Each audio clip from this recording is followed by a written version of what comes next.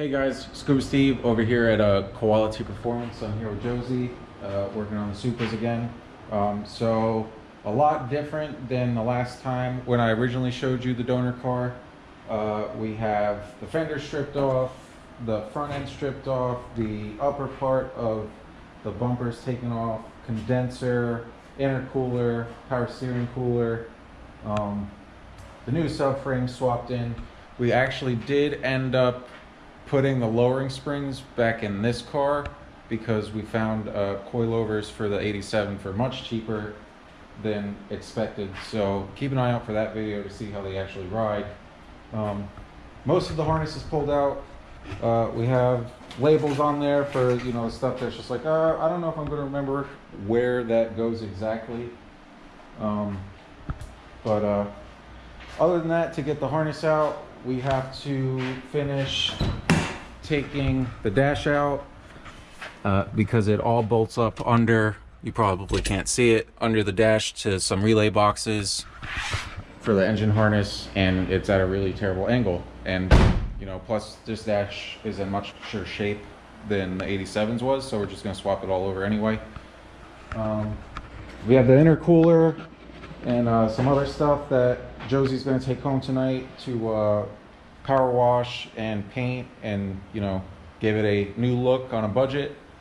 You know, we've also got the carpet out of the 88. Speaking about on a budget, we just pressure washed this 2 or 3 times with some degreaser, some odor remover, stain remover, all that good stuff, and it actually turned out fairly decent. It's not the best in the world, but it's better than what was in it, and it was free, so you can't beat that. We also went ahead and got the brakes off of the old subframe, the adapters as well.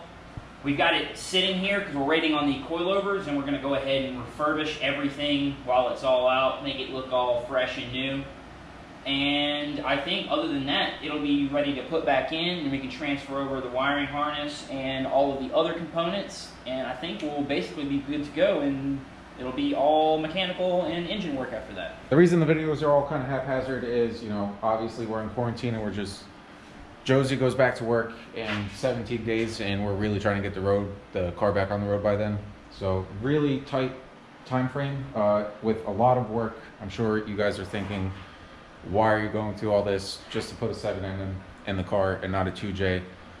Again, it's a sentimental thing with Josie, you know, just because he can't follow the rules and changes oil every 3,000 miles, he probably wouldn't be 6 or 7 engines in one car. Also, you know, don't redline it everywhere. But that's true too. Don't redline it everywhere. But yeah, if you guys want to see more, make sure to hit that comment, like, subscribe, because we still need to figure out if we're going to put an LS in there or one of the other 7Ms that he owns.